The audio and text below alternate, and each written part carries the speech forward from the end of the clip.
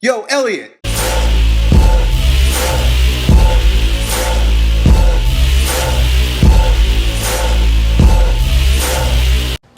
got a question from our buddy Jesus, who has been using the 5x5 program with the bench press, the squat, and the deadlift.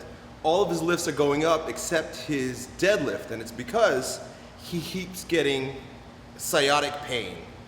Right? And I'll describe what that means in a moment to those of you who don't know. But this is essentially where the problem is. He's getting pain down his leg because of doing the deadlift.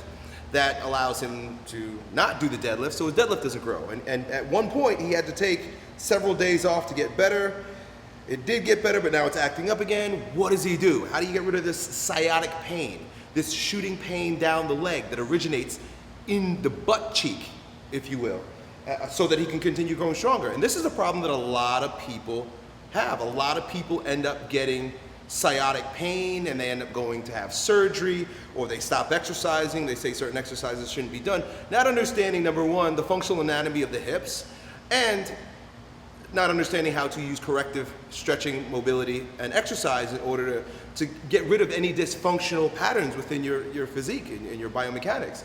You see, if there's something you can't do, you should do it. You must do it. And that basically means that there is a problem that needs to be addressed.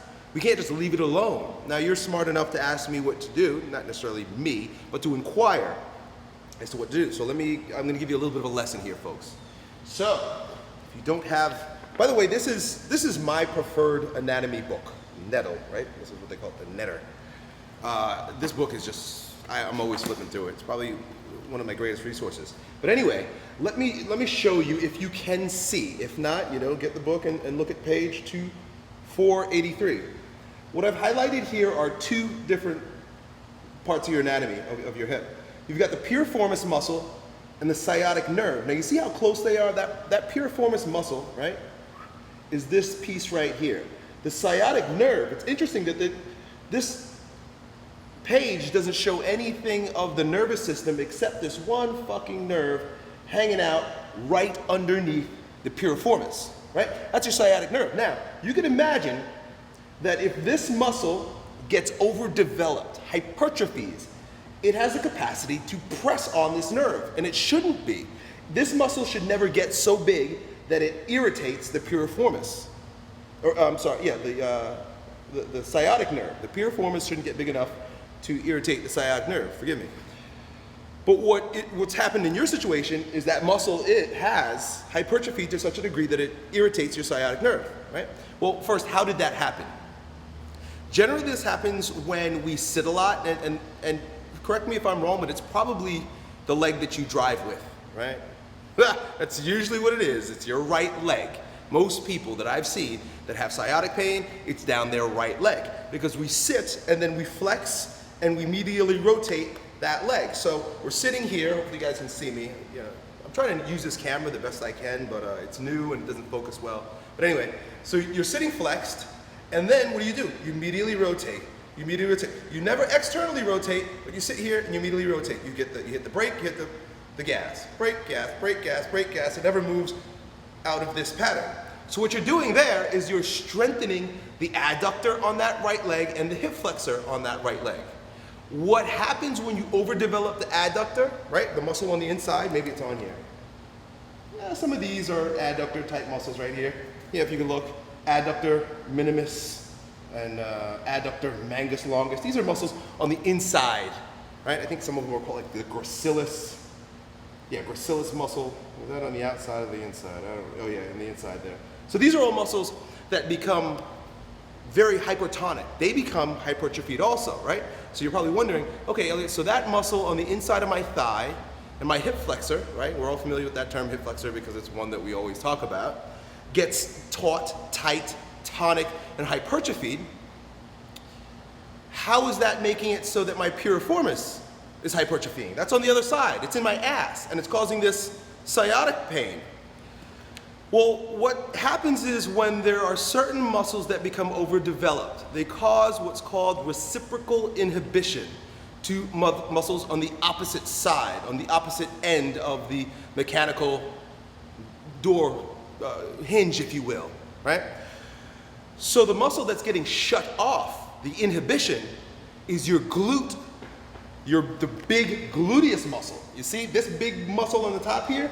This muscle should be functioning properly in such a way that these tiny little muscles in here shouldn't have to hypertrophy. These guys in here shouldn't be working. Your piriformis is working way too hard because your glute is not working. Your glute is not working because you have hypertonic adductors and hip flexors. So reciprocal inhibition means that the glute is inhibited due to the overactivation, stimulation of your adductor and your hip flexor on that side. Beautiful, beautiful language, Elliott. Some people say, oh, Elliott, why do you use such big language? Why do you use such big words to sound smart? Well, first, no, I actually am kind of smart, even though, you know, I failed and they gave me ADD drugs when I was a kid. But because I have a level of expectation for you guys, you know? I can throw stupid shit at you and you just remain stupid, or I can act as a buoy to bring up your understanding and consciousness. So, you know, if I irritate you or bore you with my big words and big language, then yeah, go watch the Twins. I love the Twins, but you know, they're not gonna do this shit to you. They're not gonna bore you like Elliott Hulse. Anyway, point is that you understand what the fuck happened. What do? Well, we've got to reduce the tension in that piriformis. We gotta soften that piriformis. We gotta actually get it to atrophy. You want that muscle to get smaller, so it's not fucking with your sciatic so much. And you want to turn back, you also want to turn off, you know, and reduce the tension in your adductor and your hip flexor, because that's the root issue. The root issue, the main issue is the tightness in your adductor and your hip flexor. You want to get those muscles to turn off. And you want to turn this muscle off also. At the same time, turning off muscles, foam rolling muscles, stretching muscles, is of no use if you don't turn back on that lazy bastard that's not doing his job, the glute. Okay, so I'm going to give you a few very simple, you know, this is, now that you know, right? Knowledge is power. Now that you know, you can go and do more research. And that's what I hope these videos do for you. It sort of pushes you in a direction or opens up your eyes to certain things. You know, I can't answer all of your questions. I can't fix you. But what I can do is offer you some perspective to say, now go and do your own research, right? Look a little further. A 5-10 minute video, you know, lately I've been making them longer, is not going to make it happen for you. So now that you know, and you took notes, because you should do. The very first thing that you're going to want to do is use your foam roller to roll out your adductor, right? That muscle on the inside of your thigh here. You know, I'm not going to do it just because my camera's all fucked up. I can't focus it when I move. But you're going to roll out. And plus, look, also, I've been making videos of myself doing this. So go to my training vlog videos, right? I'll put up more. I put up one almost every single day where I'm using this. Roll out your adductor, roll out your hip flexor and stretch it, right? Especially this adductor, right where you, the right side of your cock, right down to the middle of your knee. Oh, you're gonna roll it and you're gonna say, fuck you, Elliott, it hurts. Good, that means it's working.